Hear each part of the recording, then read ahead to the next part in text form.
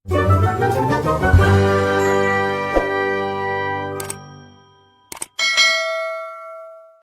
itu bukan kita nentuin, misalnya berapa harga paspor?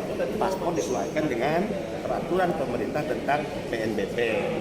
Oke, kemudian berapa biaya visa?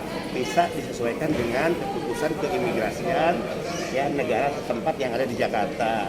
Jadi semua tidak bisa ditentukan semau-maunya oleh BP2MI. Nggak ada. Uangnya tidak lewat kami.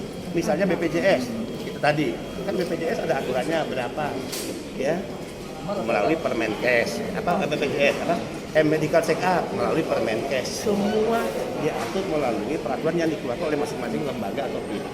Kita hanya mencantumkan aja, nyantolin. Memang normalnya rata-rata berapa sih Pak? Maksudnya kan itu OMPN. Setiap negara tidak sama.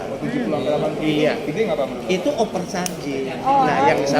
Yang disampaikan oleh Pak Saleh itu benar bahwa ada praktek overcharging dan kejahatan. Saya selalu menyebut ini kejahatan. Overcharging itu artinya yang harusnya misalnya hanya 19 juta menjadi 60 juta. Akhirnya PMI terikat dengan biaya-biaya yang memberatkan. Nah, gimana mereka sejahtera kalau mereka terikat oleh hutang? Kemudian bunganya tinggi, ya, biayanya besar. Nah, cost structure atau pembiayaan yang diatur oleh negara melalui BP2MI di pasal 30 ayat 2 itu sebetulnya ya aturan namanya itu guidance agar orang publik tahu, oh ya kalau aku mau berangkat ke sana biayanya segini. Tapi bahwa praktek overcharging itu terjadi di zaman era Pak Jumbo, di zaman Pak Nusut, itu kan selalu ada lah orang yang nakal, ya. Pak, kalau sebenarnya kalau menurut aturan ke Inggris itu harusnya belum ada, justru belum ada kontraktornya. Ke Inggris satu-satunya cuma ke Inggris atau Iya, ada ke negara lain? betul. Juga? Makanya kenapa sudah ada pelepasan? Itu pelepasan perdana Pak? Pelepasan perdana. Kontraktornya belum ada. Kan biasanya gini, kalau naker sudah menetapkan negara-negara yang kita bisa mengirim A, B, C, D, E, F, G. Sekarang 76 negara kalau nggak salah. Inggris itu tambahan berarti Pak? Dia Inggris masuk katakan ya, masuk di dalamnya. Tambahan apa? Tugas kita berarti membuat kontraktor bahwa akan ada penempatan untuk jabat sektor apa di perkebunan. Inggris kan perkebunan. Kita buat kontraktor. Nah saat itu kita belum buat kontraktor udah tertutup. Itu BP2MI yang Kontraktornya kita. Makanya harusnya si pejabat yang saya bersanksi tadi saya pindahkan, dialah yang berkomunikasi dengan yang tahan dulu ya, jangan dulu ya. Jadi waktu kami menyusun untuk kontraktor, gitu ya. Nah, karena kita belum nyusun, dia tidak koordinasi dengan naker, kita kasih sanksi. Pak, ada praktek penakalan dana kutip korupsi? Selalu dari dulu ada. Nah, pejabat itu tadi kan Oh, bukan pejabat. Kalau pejabat saya kan terkait kelalaian dia. Oh, iya. Kenapa proses misalnya sudah berjalan, kontraktornya belum dibuat? itu dimutasi. Tapi harus juga yang melepas harusnya jangan dulu lepas dong, jangan dulu terbangin. Kenapa kumpul sih? Kan? Dan itu Pak, kalau misalnya yang tadi Bapak bilang ada perusahaan itu dikasih sanksinya itu berupa apa Pak? Kita udah proses hukum lapor.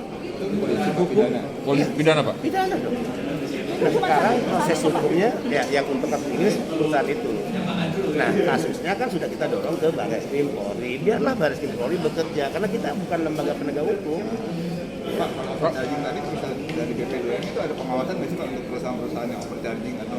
Ya sekarang siapa yang tahu bahwa ada perusahaan yang menaikkan ya nominal biaya, kecuali kita mendapatkan laporan. Kalau kita dapatkan laporan, dia masa keberatan, maka itu yang kita dorong proses. Ini dalam waktu dekat ada beberapa perusahaan sesuai laporan ya seperti pasalnya itu benar. Itu kalau bukan kesalahan BP2MI, BP2MI kan sudah membuat kontraktor. Misalnya Taiwan 19 juta, hati jangan lebih dari itu. Tapi jika ada yang merasa terbebani, dirugikan karena dia ternyata bayar 6 lapor ke kita, pasti kita proses, nggak ada kompromi kita. Berarti yang ditetapin itu nggak boleh melebihi, tapi Nggak kalau di bawah boleh. itu terserah gitu ya Pak? Iya, nggak boleh. Pengawasan door to door-nya belum ada Pak? Ya, Pengawasan door to door belum ada? sekarang gini, Dilaporin. yang terjadi itu kan yang dilakukan oleh perusahaan P2P. Skema itu ada G2G. Kalau government to government itu yang ditetapkan oleh pemerintah, BP2MI. Korea, coba Korea. Sekarang 5 hari mereka pembekalan tidak perlu lagi bayar. Dulu dikutip loh oleh BP2MI. Dikutip bukan masuk uang ke BP2MI, tapi mereka bayar uang penginapan, makan minum. Sekarang dibebasin oleh BP2MI. saya selalu punya prinsip, masa sih yang ditempatkan negara sama kualitasnya sama swasta? Kita harus lebih baik dong. Termasuk 2 malam mereka tidur di hotel bintang 4 tuh setiap pelepasan setiap minggu itu ditanggung oleh kita. Dulu dikutip. Dan pelepasannya sekarang ada presiden pernah hadir melepas, menteri-menteri, menko, anggota DPR, itu penghormatan negara. Sehingga saya ingin kualitas penempatan yang dilakukan oleh negara itu harus lebih baik dibandingkan swasta. Nah yang tadi, pengawasannya gimana? Yang memberi izin perusahaan siapa? Bukan B2MI, Naker. Tugas pengawasan pada praktek-praktek tadi kepada P3MI, disebutnya P3MI sih. Kalau ini bisa Perusahaan, perekrutan, penempatan, pekerjaan migran. Kalau- Siapa? Ya Naker. Berarti ini bisa Mencabut izin. Naker. Kami hanya rekomendasi. Nah, Aljubara kita rekomendasikan. Rekomendasi pencabutan belum. Pak, Kan Naker yang mencabut. tapi ini bisa dibilang Pengawasan belum ada ya Pak dari Naker Iya, sama tanya ke Dirjen? Naker. Pak, berarti Tanya bisa ke Naker. dibilang kalau dengan ada pelepasan ini koordinasi antara BPNI sama si Kemenaker kurang dong Pak? Kewenangannya BP2M ini tadi ya. kalau G2G itu kan full di kita. Jepang, Korea, Jerman. Full kita ya. Bahkan kita ringankan biayanya, kita cover tadi. Itu dari BP2MI. Ada skema B2P perusahaan di sini dengan perusahaan di sana. Yang mengirim siapa? Perusahaan. Nah, perusahaan yang benar atau tidak, ya misalnya nakal atau tidak, siapa yang mengawasi? Ya Naker. Berarti dengan perusahaan yang kayak gitu sendiri tadi nggak ada hubungannya dengan BPNI juga dong Pak? Karena dia kan langsung ke pemerintah. Hubungannya hanya satu, sesuai kewenangan undang-undang. Kalau dia punya job order, istilah job order sih, dia punya job order nih bahwa dia bisa menempatkan pengirim berapa, katakan 1.000. Oke. Dia hanya cukup, pertama dia cukup melapor SIP 2MI namanya, surat izin. Oh, berarti ke BPNI cuma masalah batasan nilai ya Pak? Ya tunggu dulu, tadi kewajiban perusahaan kalau dia udah bisa menempatkan, sudah punya order kerjasama dengan agensi ini, katakan Inggris tadi, dia mendaftarkan nama perusahaan ini, keluarlah SIP 2MI, surat izin ya, penempatan pekerja migran Indonesia. Kedua, urusan dia merekrut, ya, urusan dia melakukan pelatihan, bukan urusan kita. Ya, kemudian kita cukup nanti sebelum dia terbang, mana dokumennya diperiksa oleh BP2MI. Apakah bisa kerja, hasil medical check up, ada atau tidak, paspornya, visanya. Clear nih, semua dokumen lengkap. Dia akan mengikuti OPP. Nah, negara hadir.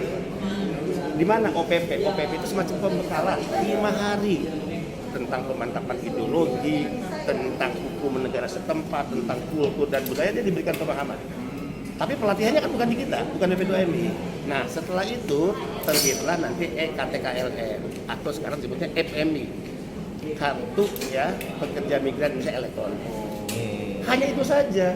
Nah, kalau ada perusahaan-perusahaan nakal, izinnya siapa yang ngeluarin? Ya Naker. Perusahaan-perusahaan A, B, C dan yang ada 300 lebih tuh perusahaan itu. Ya kalau dia misalnya menaikkan biaya, ya oke, Naker dong pengawasannya. Ya memang tugasnya. Kalau kita kan diberikan mandat undang-undang tadi pasal 32 membuat cost structure. Oke, cost structure tadi kembali bukan maunya kita. Tadi BPJS berapa? Oke, sekian ya BPJS. Kemudian paspor berapa? PP nomor sekian terkait dengan PNBP. Hanya pencantumkan aja, kita hanya mencantumkan, tidak diaktualisasi. Berarti kasus ini kebobolan gitu Pak sebenarnya? Yang ini, nah iya. Kan lagi masalah serius yang dari disorot oleh Pak, sebenarnya- NGO di Inggris. yang Inggris ini Pak, sebenarnya- yang pengiriman ke Inggris ini ada berapa orang? jumlah Pak TKI? Sejak awal kalau nggak salah April ya, Pak? 1000-an lebih 1.000. Sejak Sejak April Pak? April. Iya. Ingat bulan apa ya? Yang Inggris kapan Inggris kirim pertama itu Aljubara? Bulan apa ya? Enggak ada. Inggris Aljubara. Enggak bulan lalu dong. Masalah Oktober kayaknya. Masalahnya udah panjang gimana ke bulan lalu. Maret April kalau nggak salah ya. Ya pokoknya coba lihat di tracing lagi. Lebih dari Iya. 1.000 ya Pak? Penempatan dan perlindungan PMI dengan 5 provinsi dan 121 kabupaten kota. MOU sejak digenjot ini tahun 2021 telah menghasilkan MOU dengan 121 pemerintah kabupaten kota dan 5 provinsi. Jadi sosialisasi yang kami lakukan sudah sangat cepat dan masif. Berikutnya kendala dan rekomendasi pelaksanaan jaminan sosial ketenagakerjaan.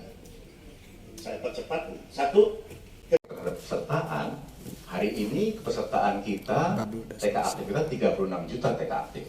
Pada saat Impres 2 keluar, bulan Maret 2021, itu TK kita melakukan pengawasan pelaksanaan layanan klaim BPJS Tenagakerjaan secara real time.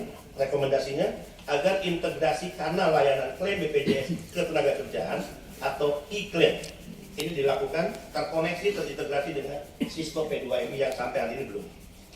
4. Kendala adanya ketidakseragaman persyaratan pengajuan klaim. Apa yang diatur oleh pusat berbeda dengan daerah dan belum ada kejelasan SOP. Rekomendasi memastikan adanya standarisasi pelaksanaan pengajuan klaim. 5. Kendala resiko CPMI dan PMI yang tidak tercover oleh BPJS Ketenagakerjaan dalam Permenaker 18 tahun 2018. Rekomendasi segera diterbitkan revisi Permenaker